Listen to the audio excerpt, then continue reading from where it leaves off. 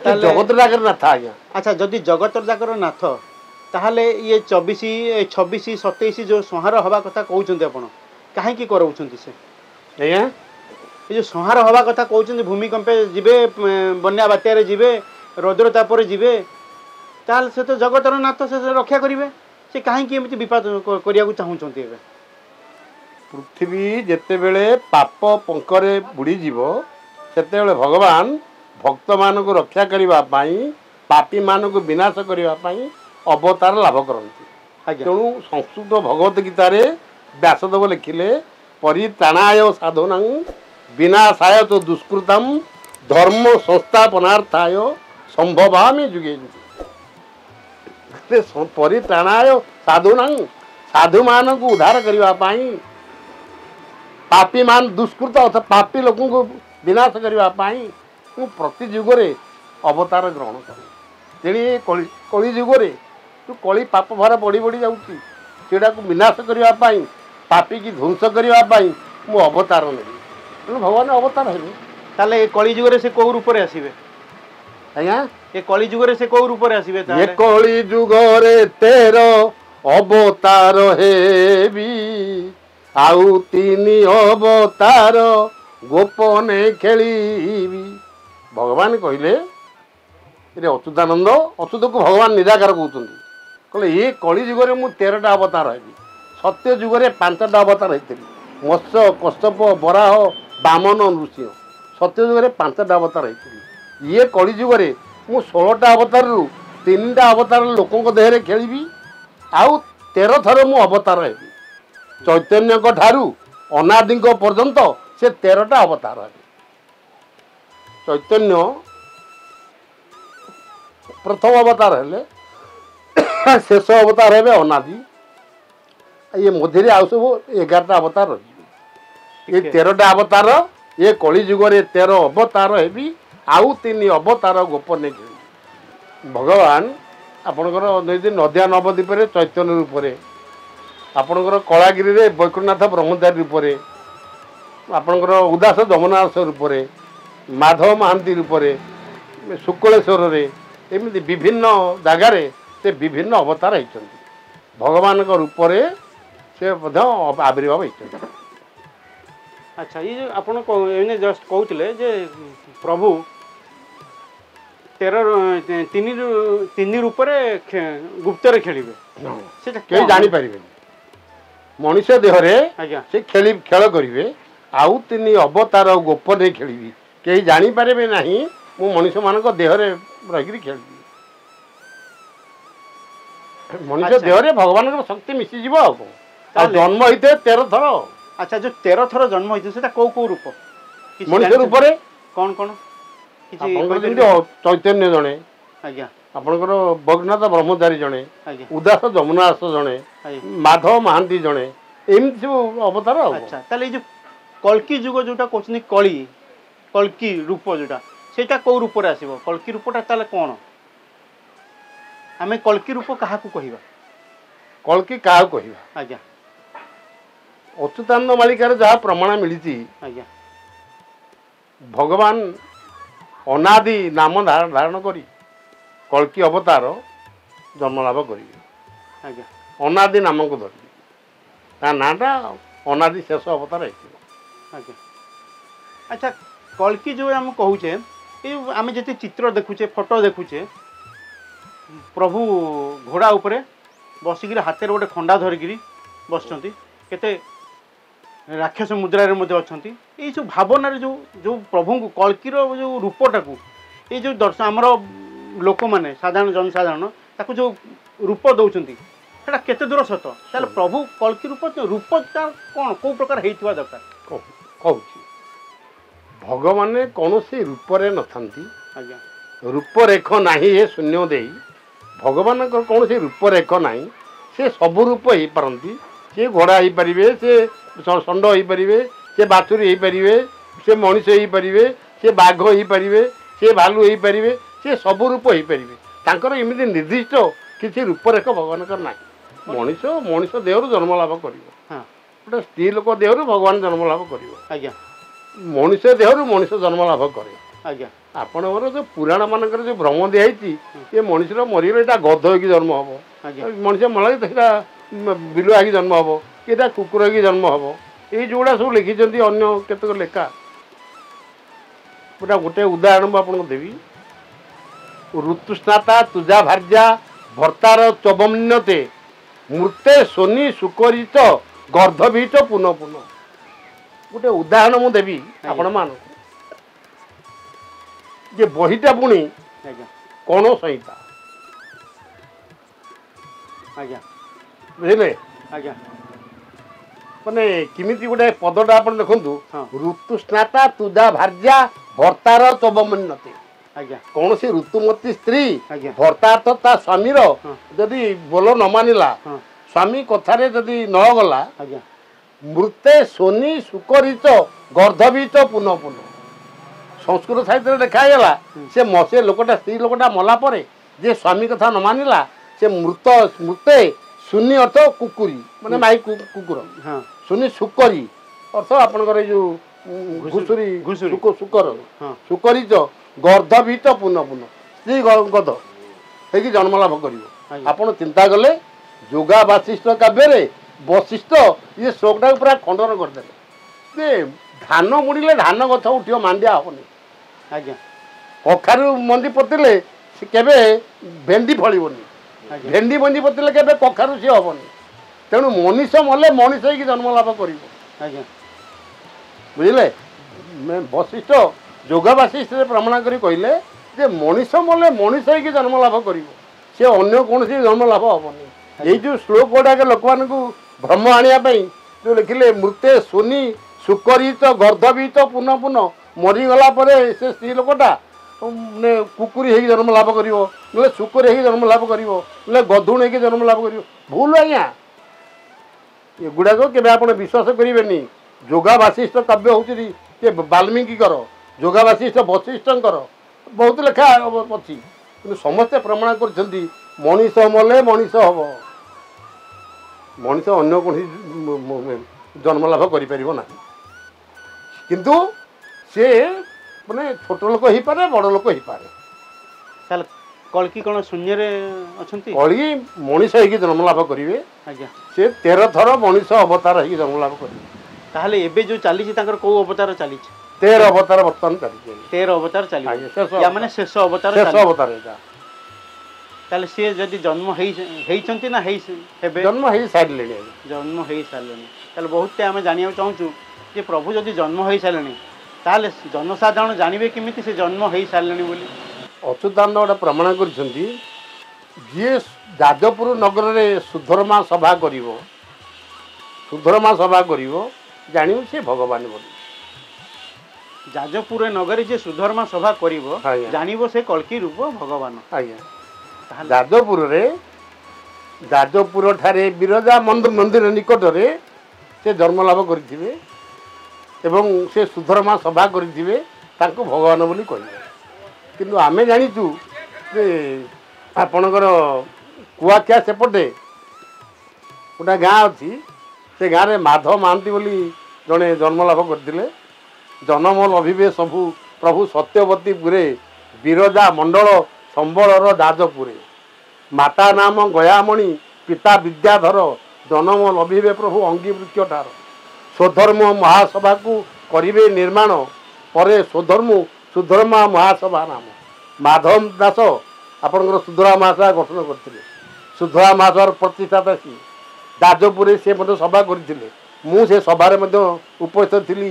ତାର 4-5ଟା ଯାକ ସଭାରେ ଯାଜପୁର ବିରଜାଙ୍କ ଠାକୁରାଣୀଙ୍କ ପାଖରେ, ତାଙ୍କ ମନ୍ଦିର ପୂର୍ବ ପଟେ, ତାଙ୍କ ମନ୍ଦିରର ପଶ୍ଚିମ ପଟେ ଯେତେ ସଭା ହେଇଛି, ଆଉ ତାଙ୍କର କିଆନଳୀ ପାଖରେ ସବୁଆଡ଼େ ବର୍ଷା ହେଲା, ସେଇ ସଭା ଜାଗାରେ ବର୍ଷା ନାହିଁ। ସମସ୍ତେ ଯାଜପୁର ଅଞ୍ଚଳଟାକି ଆଶ୍ଚର୍ଯ୍ୟ ହେଇଗଲେ। ମାନେ ଆମେ ସଭା ଯେଉଁଠି ସୁଧରା ସଭା ହେଉଥିଲା ସେ ମୁଣ୍ଡିଆ ଓଦା ନାହିଁ କି ସେ ତଳେ ପାଣି ଟୋପା ନାହିଁ, ଚାରିପଟେ ବର୍ଷା ହେଲା। ତେଣୁ ସୁଧର୍ମା ସଭାଟି ସିଜାଜ ନଗରେ ଆପେ ମୁହିଁ ବିସ୍ତାରିବି, ଯେ ଭଗବାନ ହେଇଥିବେ ସେ ସୁଧର୍ମା ସଭା ଆରମ୍ଭ କରିଥିବେ। ଇଏ ହେଉଛି ମାଧବ ମହାନ୍ତି।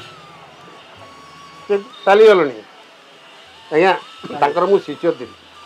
ଆଉ ଆପଣଙ୍କର ଉଦାସ ଯମୁନା ଦାସ, ଛତିଆ ମଠ ମୁଣ୍ଡିଆ ସେପଟେ ଯେଉଁ ମଠ କରିଛନ୍ତି ହଁ ଉଦାସ ଆଶ୍ରମ ଉଦାସ ଯମୁନା ଆଜ୍ଞା ଉଦାସ ମଠ ଆଜ୍ଞା ଆଉ ଆପଣଙ୍କର ବୈକୁଣ୍ଠନାଥ ବ୍ରହ୍ମଚାରୀ ଆଜ୍ଞା ଆପଣଙ୍କର ଶୁକ୍ଳେଶ୍ୱରରେ ସେଠି ଜଣେ ଜନ୍ମ ହୋଇଛନ୍ତି ଭଗବାନଙ୍କର ଗୋଟେ ଅବତାର ଶୁକ୍ଳେଶ୍ୱର ବୋଲିନ ଗ୍ରାମଟିର ନାମ। ଆଚ୍ଛା ଉଦାସ ଆଶ୍ରମ ଯିଏ ଅଛି ସେ କ'ଣ ଭଗବାନଙ୍କ ଅବତାର? ଓ ଭଗବାନଙ୍କର ଅବତାର ବୋଲି ସମସ୍ତେ ପ୍ରମାଣ କରୁଛନ୍ତି ଲୋକମାନେ ପ୍ରମାଣ ବି କରିଛନ୍ତି ସେ ଭଗବାନଙ୍କର ଅବତାର ବୋଲି ଆମେ କାହିଁ ନାହିଁ କରିବା କୀଟ ପତଙ୍ଗ ତରୁ ତୃଣ ତ ସକଳ ଦେହ ନାରାୟଣ ଅଛନ୍ତି ସେ ନାରାୟଣ ଅବତାର ବୋଲି ଆମେ କାହିଁ ମନା କରିବା ଯେ ଲୋକଙ୍କର ଉପକାର କରିଛନ୍ତି। ଯଦି ମୁଁ ଆପଣଙ୍କର ବର୍ତ୍ତମାନ ଭିଡ଼ିଓ ନେଉଛି ଆପଣ ଯେତିକି ଜିନିଷ କହୁଛନ୍ତି ଯେତିକି ଜିନିଷ ଯାହା ବି କହୁଛନ୍ତି ଆପଣ ବି ନିଶ୍ଚୟ ଭଗବାନଙ୍କର ଅବତାର ହେଇଥାଇପାରନ୍ତି। ଶୁଣନ୍ତୁ ଆଜ୍ଞା ଏସବୁ ଜିନିଷ କହିବାଟା ସହଜ ନୁହଁ। ମୁଁ କହିଦେଉଛି ଆପଣଙ୍କୁ ମୁଁ ଆଗରୁ ପଦଟିଏ ପଢ଼ି ଦେଇଛି ମୁଁ ବୋଲି ସିନା ମୁଁ କହିପାରେ କେ କହିପାରିବ ମୋର ତୁ ତୋର ମୁକାର କାଟି ଫୋପାଡ଼ି ଦେ କହୁଥାଅ ସବୁ ତୋର ସବୁ ଏକା ତୋର ସବୁ ଏକା ତୁହି କହିପାରୁ ଦେବେ ତୁହି ମୋହର ବୋଲିଣ ନେବି ଆଦରିଣ ନିଶ୍ଚୟ ଉଧରିବି ମୋହି। ନିଜକୁ ନିଜେ ଭଗବାନ ବୋଲି କୁହନି ନିଜକୁ ନିଜେ ବଡ଼ ବୋଲି ବି କୁହନି ଏଇ ଧାରଣା ଯେ ହୃଦୟରେ ଥିବ ସେମାନେ ଭଗବାନ ମିଳିବ ମୁଁ ଭଗବାନ କୀଟ ପତଙ୍ଗ ତରୁଣ ସକଳ ଦେହ ନାରାୟଣ ମୋ ଦେହରେ କ'ଣ ନାରାୟଣ ନାହାନ୍ତି ମୁଁ କ'ଣ ନାରାୟଣ ନୁହଁ ଏଇ ଭାବନାଟା ହୃଦୟରେ ଆସିଲେ ଲୋକ ଧ୍ୱଂସ ହେଇଯିବ। ଆଜ୍ଞା ଆଚ୍ଛା ଭଗବାନ ମଧ୍ୟ କେବେ କହନ୍ତିନି ମୁଁ ଭଗବାନ ବୋଲି ଯେଉଁମାନେ ଭଗବାନ ରାମ ଜନ୍ମ ହେଇଥିଲେ ସେ ନିଜକୁ ଭଗବାନ ବୋଲି କିଏ କହୁଥିଲେ କେବେ ନାହିଁ ମଣିଷ ହିସାବରେ ଗଣନା କରୁଥିଲେ ନା ନାଇଁ ଆପଣଙ୍କର ନୃସିଂହ ଜନ୍ମ ହେଇଥିଲେ ସେ ନିଜକୁ ଭଗବାନ ବୋଲି କହୁଥିଲେ ଯେଉଁ ନୃସିଂହ ଶେଷ ଦେବ ଯେ ଜନ୍ମ ହେଇଥିଲେ ଏ ହିରଣ୍ୟକଶିପୁ ନୃସିଂହ ପ୍ରହ୍ଲାଦ ନୃସିଂହ ସେ ନୃସିଂହ ନୁହଁ ଯେଉଁ ଶେଷ ଦେବ ଏବଂ ନୃସିଂହ କୃଷ୍ଣ ବଲ୍ଲଭରେ ଜନ୍ମ ହେଇଥିଲେ ସେ ନୃସିଂହ ଅବତାର ଆପଣଙ୍କର ରାମ ଅବତାର ଆପଣଙ୍କର କୃଷ୍ଣ ଅବତାର ଇଏ ଅବତାର ସେ ନିଜକୁ ଭଗବାନ ବୋଲି କେବେ କହିନାହାନ୍ତି ନା ଭଗବାନ ସେ କହିନାହାନ୍ତି। ଆଚ୍ଛା ଲେଖା ଭୁଲ। ତାହେଲେ ପ୍ରଭୁ ଯଦି 13 ବର୍ଷ ବର୍ତ୍ତମାନ ହେଇଛି 13 ଜନ୍ମରେ ବର୍ତ୍ତମାନ ତାଙ୍କୁ 13 ବର୍ଷ ବୋଲି ଆମେ ଗଣନା କରିବା ତାହେଲେ ଏବେ ଯେଉଁ କହୁଛନ୍ତି ସବୁ ହିସାବ ନିକାଶ କରିବେ ଆଉ ଉତ୍ପାତ କରିବେ ବୁଝିଲେ କି ତାହେଲେ ଏଇ ଯେଉଁ କାଳିଆ ବୋଦା ଗୋଟେ ରହୁଛି ରତ୍ନବଟ ଗୋଟେ ରହୁଛି ଜଟଣୀ ରହୁଛି ଜୋବ୍ରା ରହୁଛି ଏସବୁ ଯାଜପୁର ରହୁଛି ଏଗୁଡ଼ା ସବୁ ନିର୍ଣ୍ଣାୟକ ହେବ ବୋଲି ବର୍ତ୍ତମାନ କଳିଯୁଗରେ କୁହାଯାଉଛି।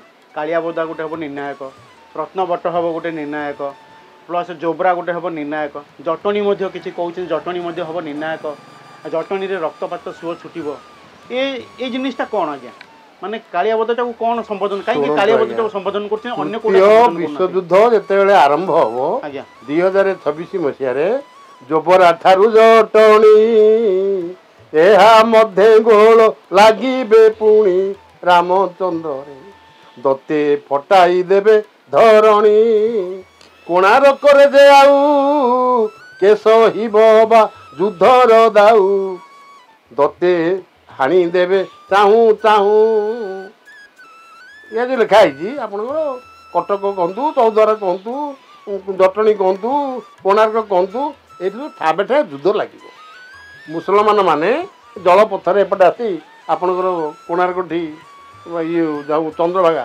ସେ ଲାଗିବେ ସେ କୋଣାର୍କରେ ତାଙ୍କର ଗୋଟେ ଦୋକାନ ଥିବ ତାଙ୍କର ଜଣେ କିଏ ବନ୍ଧୁ ଦୋକାନ କରିଥିବେ ସେ ତାଙ୍କ ଘରେ ଲୁଚିକି ରହିବେ ତାପରେ ହଠାତ୍ ଆକ୍ରମଣ କରିବେ ଆଉ ଏମିତି ଲେଖା ଅଛି ବହିରେ ଆଉ।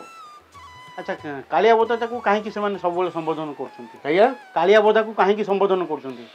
କାଳିଆ ବୋଦା ହେଉଛି କଟକର ଗୋଟେ ମୁଖ୍ୟ ସ୍ଥାନ କାଳିଆ ବୋଦାଟା ଗୋଟେ ମୁଖ୍ୟ ଜାଗାଟା ସିଏ ସେ ଜାଗାରେ ବହୁତ ସାଧୁ ସନ୍ଥ ଆଗରୁ ଥିଲେ ଆଜ୍ଞା କିନ୍ତୁ ଏବେ ବର୍ତ୍ତମାନ ସେ ଭାଙ୍ଗିଗଲାଣି ସେ ମଠ ଆଉ ସେଠି ନାହିଁ କିନ୍ତୁ ସେଇ ଜାଗାରୁ ଯୁଦ୍ଧଟା ଆରମ୍ଭ ହେବ ଗୋଟେ ଗଣ୍ଡଗୋଳ ସେଠି ଆରମ୍ଭ ହେବ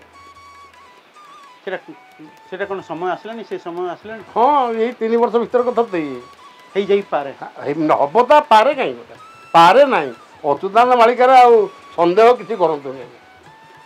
ସୀତା ଠାକୁରାଣୀ ଅସତୀ ହୋଇବେ ଏ ପର୍ବତେ ଫୁଟିବ କଇଁ ଅଚ୍ୟୁତ ବଚନ ତିଳେ ନ ଟଳିବ ପଥରର ଗାର ଏଇ ଇଏ ପାଣିର ଗାର ନୁହଁ ଯେ ଲିଭିଯିବ ପଥର ଗାରଟା ଲିଭିବା ଭାରି କଷ୍ଟ ଆଜ୍ଞା ତେଣୁ କହିଲେ ସୀତା ଠାକୁରାଣୀ ସୀତା ସତ୍ୟ ରହିକିରି ସୀତା ଅସତ୍ୟ ହେଇଯାଇପାରନ୍ତି ପୋଖରୀରେ ପଦ ନ ଫୁଟି ପର୍ବତ ଉପରେ ପଦ୍ମ ଫୁଟିପାରେ ସୂର୍ଯ୍ୟ ପୂର୍ବରେ ଉଦୟ ନ ହେଇକିରି ପଶ୍ଚିମରେ ଉଦୟ ହେଇପାରନ୍ତି ସୂର୍ଯ୍ୟ ଏପାକ ସେପାକ ହେଇପାରନ୍ତି ଏପଟ ସେପଟ ହେଇପାରନ୍ତି କିନ୍ତୁ ଅଚ୍ୟୁତ ବାଣୀ କେବେ ଏପଟ ସେପଟ ହେବନି। ଏହାକୁ ସଂସ୍କୃତରେ ଲେଖିଲେ ବ୍ୟାସଦେବ। ଏଇ ପଦଟାକୁ ଅଚ୍ୟୁତାନନ୍ଦ ଲେଖିଲେ ପୂର୍ବ ଭାନୁ ଅବା ପଶ୍ଚିମେ ଯିବ ଅଚ୍ୟୁତ ବଚନ ମିଥ୍ୟା ନୋହିବ। ବୁଝିଲେ ପର୍ବତ ଶିଖରେ ଫୁଟିବ କଇଁ ଅଚ୍ୟୁତ ବଚନ ମିଥ୍ୟା ନୋହି। ପଦ୍ମଟା ପୋଖରୀରେ ନ ଫୁଟିକିରି ପାଣିରେ ନ ଫୁଟିକିରି ପର୍ବତ ଉପରେ ଫୁଟିପାରେ। ଆଜ୍ଞା ସୂର୍ଯ୍ୟ ପୂର୍ବରେ ଉଦୟ ନେଇକିରି ପଶ୍ଚିମରେ ଉଦୟ ହେଇପାରନ୍ତି କିନ୍ତୁ ଅଚ୍ୟୁତ ବଚନ କାହିଁ ଏପଟ ସେପଟ ହେବନି। ଏହାକୁ ସଂସ୍କୃତରେ ଲେଖିଲେ କିଛି ଆପଣଙ୍କର ବ୍ୟାସଦେବ। ଉଦୟତି ଯଦି ଭାନୁ ଏ ପଶ୍ଚିମ ଦିଗି ବିଭାଗେ ବିକଶତି ଯଦି ପଦ୍ମ ପର୍ବତାନ ଶିଖାଗ୍ରେ ପ୍ରଚଳତି ଯଦି ମେରୁ ଏ ଶୀତ ତାଙ୍କୁ ଜାତ ବହ୍ନି ନଚଳତି ଖଳୁ ବାକ୍ୟ ସଜନାନ କଦାଚିତ୍। ସମୁଦ୍ରରେ ନିଆଁ ଲାଗିପାରେ, ପର୍ବତ ଉପରେ ପଦ୍ମ ଫୁଟିପାରେ, ସୂର୍ଯ୍ୟ ପଶ୍ଚିମରେ ଉଦୟ ହେଇପାରେ, ନଚଳତି ଖଳୁ ବାକ୍ୟ ସଜନାନ କଦାଚିତ୍। ସଜ୍ଜନମାନେ ସାଧୁମାନେ ସନ୍ଥମାନଙ୍କର ବାକ୍ୟ କେବେ ଟଳିବ ନାହିଁ, ଆଉ ସବୁ ଟଳମଳ ହେଇଯାଇପାରେ। ଏଇ ଶ୍ଲୋକକୁ ଓଡ଼ିଆ କଲେ କି ଅଚ୍ୟୁତାନନ୍ଦ। ପର୍ବତ ଶିଖରେ ଫୁଟିବ କଇଁ ଅଚ୍ୟୁତ ବଚନ ଆନ ନୋହି। ପୂର୍ବ ଭାନୁ ଅବା ପଶ୍ଚିମେ ଯିବ ଅଚ୍ୟୁତ ବଚନ ମିଥ୍ୟା ନୋହିବ। ତେଣୁ ଇଏ ବାଣୀ କେବେ ଭୁଲ ହବାର ନାହିଁ ଆଜ୍ଞା। ଯଦି ଅଚ୍ୟୁତାନନ୍ଦଙ୍କ ବାଣୀ, ଯଦି ଅଚ୍ୟୁତଙ୍କ ନାଁରେ ମିଛ କଥାବାର୍ତ୍ତା କେତେକ ମାୟାକାର କହିକିରି ଫଳ ହଉନି, ତେଣୁ ଅଚ୍ୟୁତ ଲେଖିଥିଲେ ହେଲାନି, ଅଚ୍ୟୁତ ମିଛ ଲେଖିଥିଲେ ନା, ଅଚ୍ୟୁତଙ୍କର ବଦନାମ ହେଇଯାଉଛି। ଅଚ୍ୟୁତଙ୍କର ଆଜି ଲେଖା ଯଦି ପାଇଛ ତେବେ ତାକୁ ପଢ଼। ଏଇନା ମୁଁ ଗୋଟିଏ ପଦ ମୁଁ ପୁରା କହିଲି 4 ଦିନ ତଳେ 4-5 ଦିନ ତଳେ ଜଣେ ମୋଠୁ ନେଉଥିଲେ, ମୁଁ ସେଠି କ'ଣ କହିଥିଲି କହିଲେ ଅସମୟରେ ବଜ୍ରପାତ ହେବ, ଅକାଳ ବଜ୍ରପାତରେ ପ୍ରାଣୀ ନାଶ ଯିବ, ନାହିଁ ନଥିବ ତ କାହିଁ ଶବଦ ଶୁଭିବ। ବର୍ଷକ ତଳେ କହିଥିଲି ଯାଜପୁର ବାଲେଶ୍ୱରରେ ଶବ୍ଦ ହେଇଥିଲା। ଆଜ୍ଞା ଏବେ 4-5 ଦିନ ତଳେ କହିଥିଲି ଏବେ ପହରି ଅପରିନା ଆପଣଙ୍କ ଯାଜପୁରରେ କୋଉଠି ବର୍ତ୍ତମାନ ରିସର୍ଚ୍ଚ ତାପରେ ଚାଲିଛି ଯେ ଶବ୍ଦ ଶବ୍ଦ କୋଉଠୁ ଆସୁଛି। ପଦଟା କେତେ ସତ ବାଲେଶ୍ୱର ଆପଣଙ୍କୁ ମଧ୍ୟ କହିଲି। ଆଜ୍ଞା ସେ ପଦଟା ଅକାଳ ବଜ୍ରପାତରେ ପ୍ରାଣୀ ନାଶ ଯିବ, ନାହିଁ ନଥିବ ତ କାହିଁ ଶବଦ ଶୁଭିବ। ସବୁଦିନ ମଲା ଶବ ଶ୍ମଶାନ ଦେଖିବ, ଶ୍ମଶାନ ଘାଟେ ମଡ଼ାଙ୍କ ମେଳଣ ଜନ୍ମିବ। ଏମିତି ରୋଗାଗ୍ରସ୍ତ ଲୋକ ହେବେ ଯେ ସବୁଦିନ ମଲା ଶବ ପ୍ରତି ଗାଁର ମଶାଣି ଜଳୁଥିବ, ଗୋଟାଏ ଶବ ପଡ଼ା ସରିନଥିବ ଆଉ ଗୋଟା ଶବ ଯାଇ ପଡ଼ିବ। ସବୁଦିନ ମଲା ଶବ ଶ୍ମଶାନ ଦେଖିବ, ଶ୍ମଶାନ ଘାଟେ ମଡ଼ାଙ୍କ ମେଳନ ଜନ୍ମିବ। ଏମିତି ସବୁ ଅବସ୍ଥା ମାନେ ବର୍ତ୍ତମାନ ପୃଥିବୀରେ ହେବ। ଲୋକମାନେ ଯେଉଁ ପ୍ରକାର ଅନ୍ଧବିଶ୍ୱାସରେ ପଡ଼ି ଭୁଲ ପଥରେ ପରିଚାଳିତ ହେଉଛନ୍ତି, ସେମାନଙ୍କୁ ଠିକ୍ ଉଚିତ ପଥରେ ଟାଣି ଆଣିବା ପାଇଁ ପ୍ରାକୃତିକ ଉପାୟ ଅବଲମ୍ବନ କର। ଏ କୃତ୍ରିମ ଉପାୟକୁ ଲୋକଙ୍କଠୁ କେମିତି ଦୂରେଇ ଯିବ, କୃତ୍ରିମ ଉପାୟ ଏ ବାବଦରେ ଚେଷ୍ଟା କର। ମାଳିକା ମାଧ୍ୟମରେ, ମାଳିକା ଶବ୍ଦ ଅର୍ଥ କ'ଣ? ମାଳିକାକୁ ଲେଉଟିଲେ ହେବ କାଳିମା, ମାଳିକା ତାକୁ ଲେଉଟିଲେ କ'ଣ ହେବ? କାଳିମା। ଯେଉଁ ମାଳିକା ଆଲୋଚନାରେ ଲୋକମାନଙ୍କ ମନରୁ କାଳିମା ଦୂର ହେଇଯିବ, ସେମିତି ମାଳିକା ଆଲୋଚନା କର। ବୁଝିଲେ? ଯେଉଁ ମାଳିକା ଆଲୋଚନା କଲେ ଯେମିତି ଆପଣଙ୍କର ଅଭିରାମ ପରମହଂସ ଲେଖିଛନ୍ତି, ହିନ୍ଦୁ ଇସଲାମ ଖ୍ରୀଷ୍ଟ ଏକ ଧର୍ମ କହି ନ ବୁଝିବା ହେତୁ ନାନା ମାର୍ଗରେ ଚଳଇ, ଯେତେବେଳେ ବୁଝିଯିବେ ବିଶ୍ୱବାସୀ ଜନ ସକଳ ଜୀବନ କର୍ତ୍ତା ଏକ ଭଗବାନ, ତେତେବେଳେ ଧର୍ମମାନ ମୀମାଂସା ହୋଇବ। ଏ ବିପ୍ଳବ ପ୍ଳବଗ ବିଶ୍ୱେ ରଡ଼ି ନ ଛାଡ଼ିବ। ଏ ଦୁଃଖ ବା ଦୁର୍ଦ୍ଦଶା ମାନ ପଳାଇବ ଘୁଞ୍ଚି, ଏ ବ୍ରହ୍ମପୁରେ ଥାଇ ଡାକ ଦିଅନ୍ତି ବିରଞ୍ଚି। ଆଧୁନିକ ଅସ୍ତ୍ରମାନ ବିପଦଜନକ, ନିକ୍ଷେପ ହେଲେ ପଡ଼ିବ ସବୁ ଦେଶ ଯାକ। ଏ ଜନମନ ହୋଇଥିବେ ଦେବେ ଦିନ ବନ୍ଧୁ, ଏ ଦିନ ତ ସରିବ ନାହିଁ ବସି କାନ୍ଦୁ କାନ୍ଦୁ। ତେଣୁ ଦୟାମୟଙ୍କର ଅଛି ଅବତାର, ଜନମ ହୋଇଛନ୍ତି ଏ ଭାରତ ମହୀର।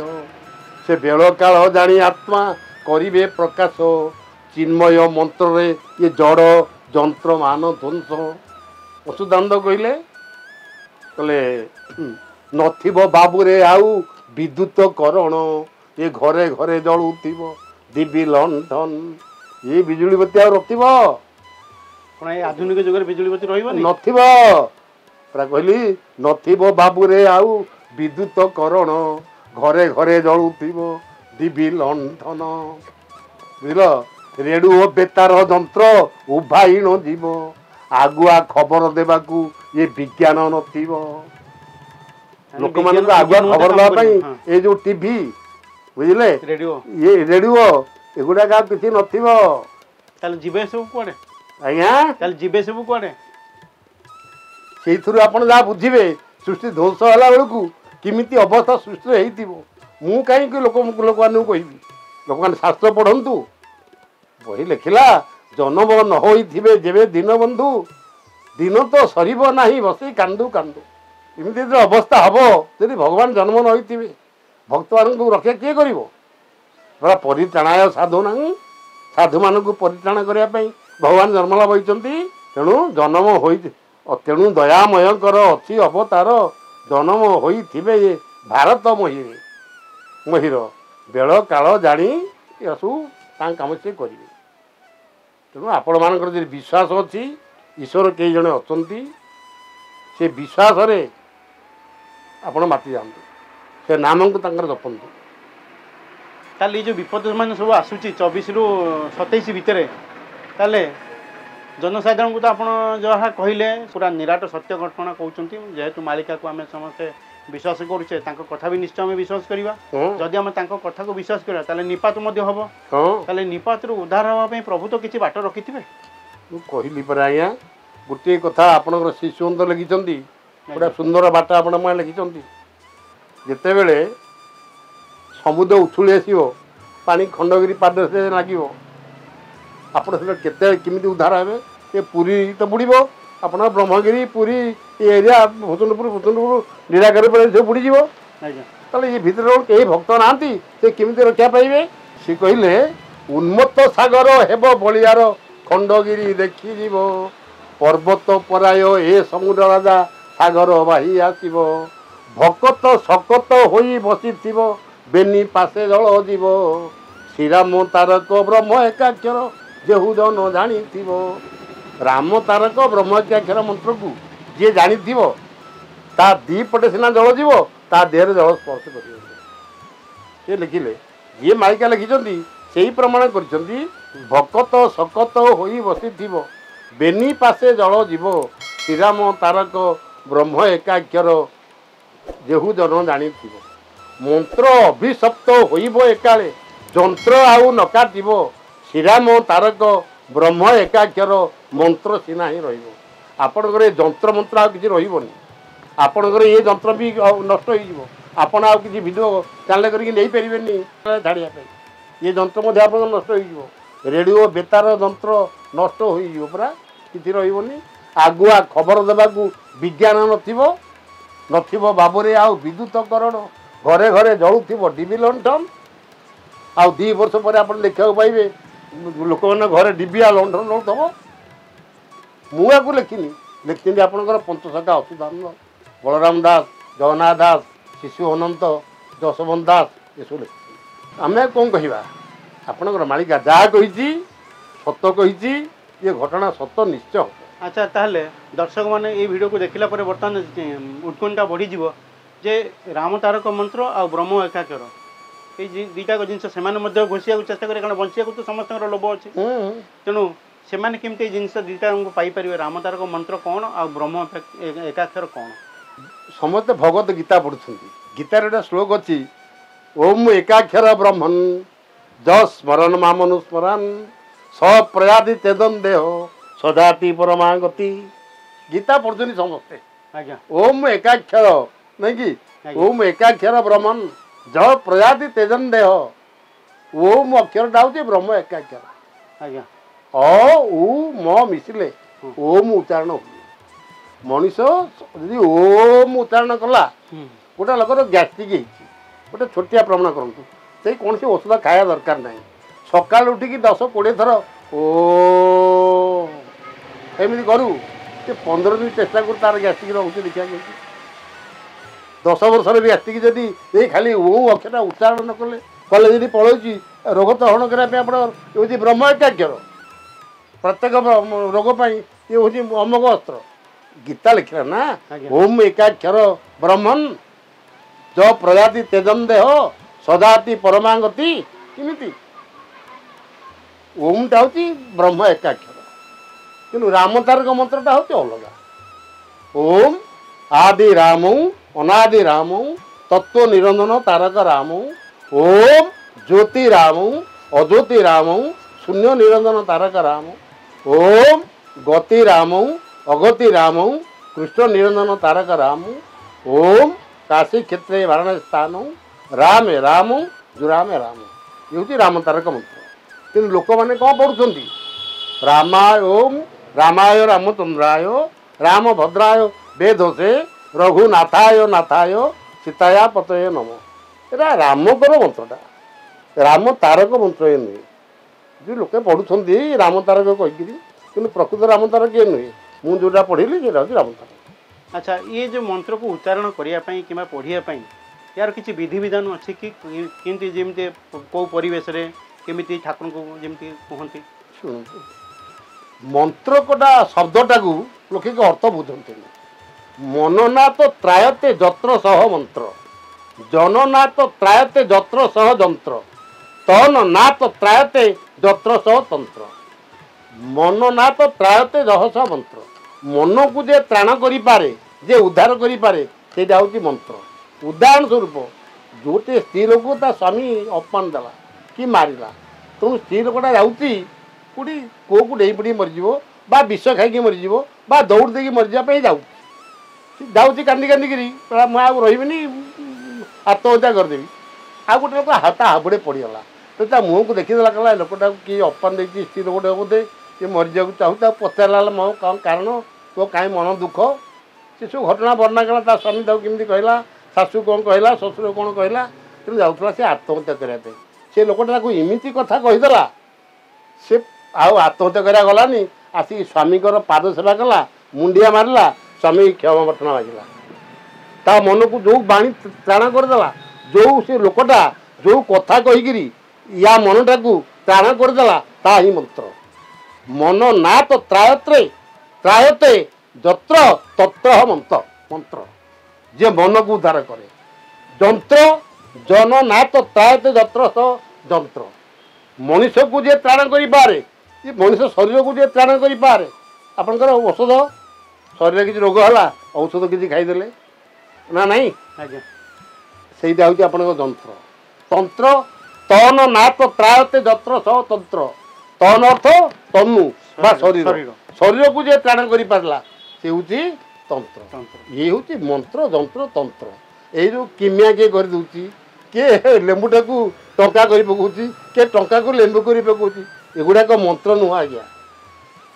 ତେଣୁ ଆପଣ ଯେଉଁ ଶ୍ରୀରାମ ତାରକ ବ୍ରହ୍ମ ଏକାକ୍ଷର ମନ୍ତ୍ରଟା, ମନ୍ତ୍ର ଅଭିଶପ୍ତ ହୋଇବ ଏକାଳେ, ଯନ୍ତ୍ର ଆଉ ନ କାଟିବ। କୌଣସି ମନ୍ତ୍ରଯନ୍ତ୍ର ଆଉ ଇଏ କଳିଯୁଗରେ କାମ ଦେବ ନାହିଁ। କେବଳ ରାମ ତାରକ ମନ୍ତ୍ର ହିଁ କାମ ଦେବ। କହିଲି ସାଧୁସନ୍ତମାନେ ଯେଉଁମାନେ ଶୁଣିକିରି ବିଶ୍ୱାସ କରୁଥିବେ ଏ ମନ୍ତ୍ରଟାକୁ ସେମାନେ ପଢ଼ନ୍ତୁ, ଗ୍ରହଣ କରିବେ।